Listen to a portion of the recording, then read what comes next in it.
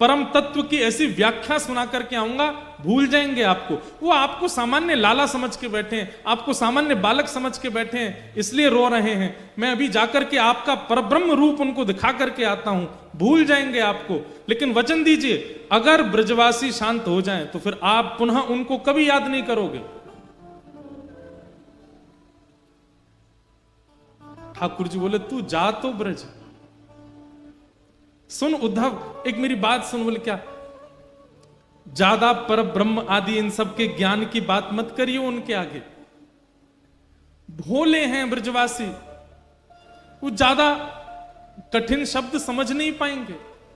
तू सरल भाषा में बोलना।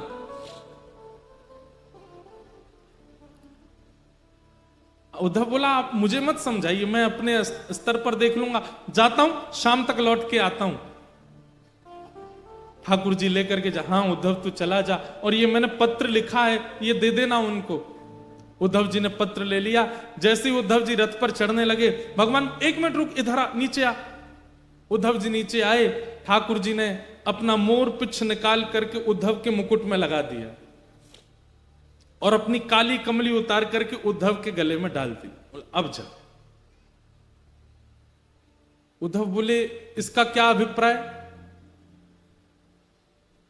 बोले, इससे उनको संकेत हो जाएगा कि मैंने तुझको भेजा तो तेरी बात सुनेंगे भी और करेंगे भी। इनके बिना जाएगा तो तुझे पूछेंगे नहीं, वो तू जा। और उद्धव जी मोर पिछ ठाकुर जी की तरह धारण करके, ठाकुर जी की तरह काली कमली ओढ़ करके उसी रथ में बैठ करके जा रहे हैं जिससे रथ से ठाकुर जी आज से सालों पहले लौट करके आए थे।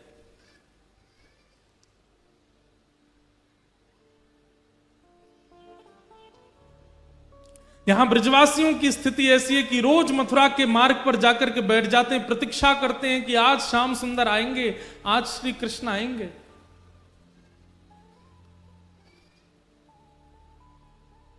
वर्षों हो गए, आज तक कृष्ण नहीं आए।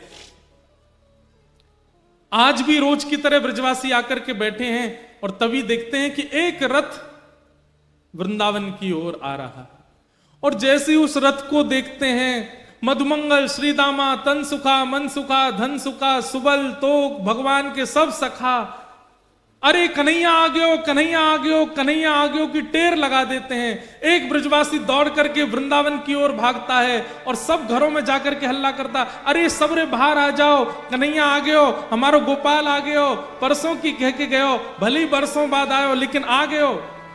और जैसे उसने ये हल्ला मचाया, मानो जैसे ब्रज में जितने भी जीव हैं सबके प्राण आ गए हों वापस।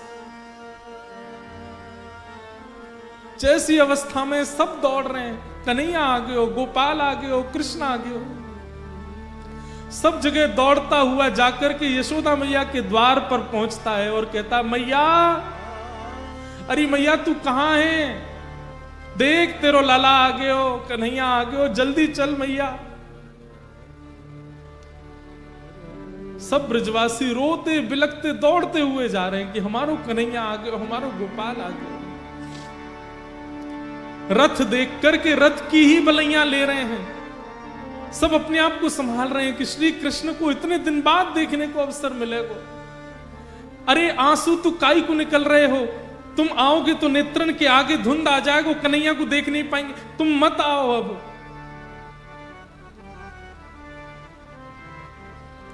कई ग्वाला तो छुप के बैठ गए, हम ना मिल रहे आते, इतने दिना की कह के गए हो हम ते, परसों आ जाऊंगा, परसों आ जाऊंगा, इतने साल बाद आ रहा हो, हम ना मिल रहे आते, तुम लोग मिल लो, हम नहीं मिलेंगे आते।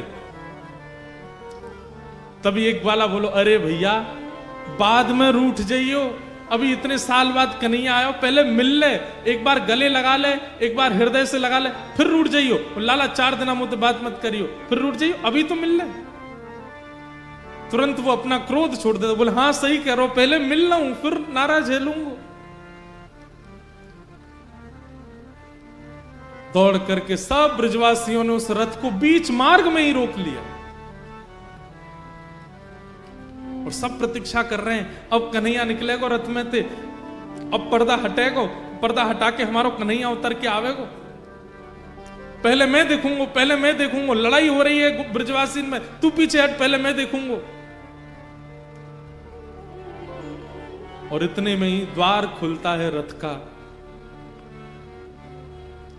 और जैसे ही उद्धव जी उतर करके बाहर आते हैं, किसी ने भी उद्धव जी को देखा ही नहीं। वो सब अभी भी पीछे ही देख रहे हैं, ये तो कोई सेनापति नहीं करे, अब कन्हैया आवेगो। उद्धव जी कहते हैं जय श्री कृष्णा। ब्रजवासी कह रहे हैं भैया जय श्री कृष्णा, इतकू आ जाने, लाला आ रहो हमारो।